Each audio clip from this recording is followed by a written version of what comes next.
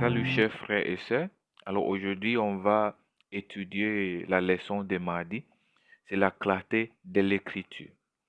Alors, les témoignages bibliques et son ambiguïté. La Bible est suffisamment claire dans ce qu'elle enseigne. La Bible est si claire qu'elle peut être comprise par les enfants et aussi par les adultes, en particulier dans ses enseignements les plus élémentaires.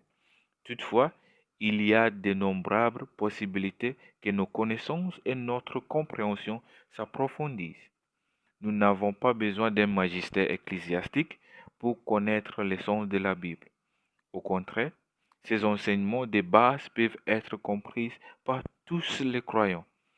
Elle assume les sacerdoces de tous les croyants plutôt que de limiter son interprétation à quelques privilégiés comme les sacerdoces religieux. Par conséquent, nous sommes encouragés dans la Bible à étudier l'Écriture pour nous-mêmes parce que nous sommes capables de comprendre le message de Dieu pour nous-mêmes. Pourquoi? Parce que c'est Dieu lui-même qui va nous interpréter à travers son esprit. Il a été souligné à juste titre que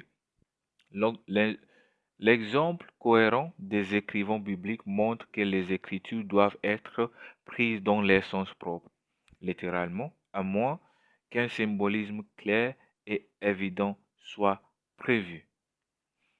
Alors, au contraire, la clarté de la Bible se rapporte à la langue, au sens et aux paroles de l'Écriture, parce il y a une vérité définie voulue par les auteurs bibliques plutôt que des significations subjectives, non contrôlées et multiples du texte biblique. Alors, pour comprendre la Bible, bien sûr, on doit comprendre la langue de la Bible. C'est pour ça, quand j'ai dit la langue, il y a la langue française, il y a la langue anglaise, il y a nos langues maternelles. Alors aussi, la langue aussi compte pour comprendre la Bible. Aussi, les sens de la Bible et la parole de l'Écriture. Et à travers tout cela, il y a une vérité absolue qui est transmise par un message. Et ce message, c'est que Jésus-Christ est mort pour nous. Alors ce message, ça entoure quoi? Les saluts. Ça entoure les saluts. Alors, est-ce que ça signifie que toute chose dans la Bible est facile à comprendre?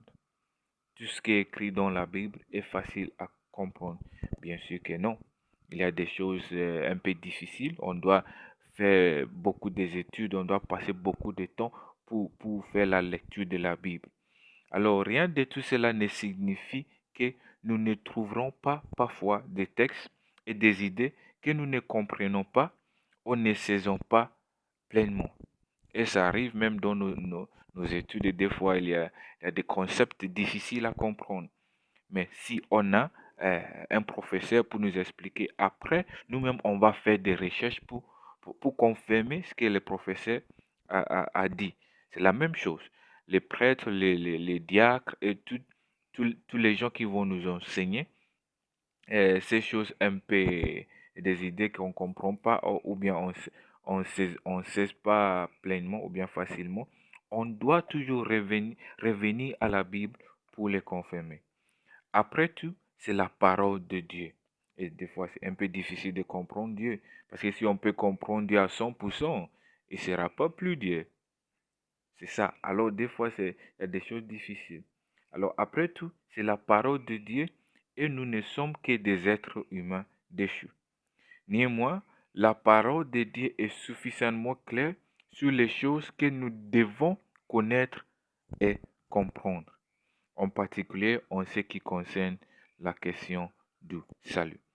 Alors, je vais terminer en lisant euh, Jacques chapitre 1, verset 5, qui dit, cependant, si l'un de vous manque de sagesse, qu'il la demande à Dieu, qu'il la lui donnera, car Dieu donne à tout généreusement et avec bienveillance. Alors, chers frères et sœurs en Christ, si on fait la lecture biblique, si on fait l'étude biblique, et il y a des choses un peu difficiles à comprendre, Il y a des choses un peu, il y a des idées, des concepts qu'on capte pas bien. On peut demander Dieu, on doit en fait demander Dieu pour la sagesse, pour comprendre sa parole. Et Dieu va nous donner gratuitement. Alors soyez bénis, chers frères et sœurs, et restez en Christ. Amen.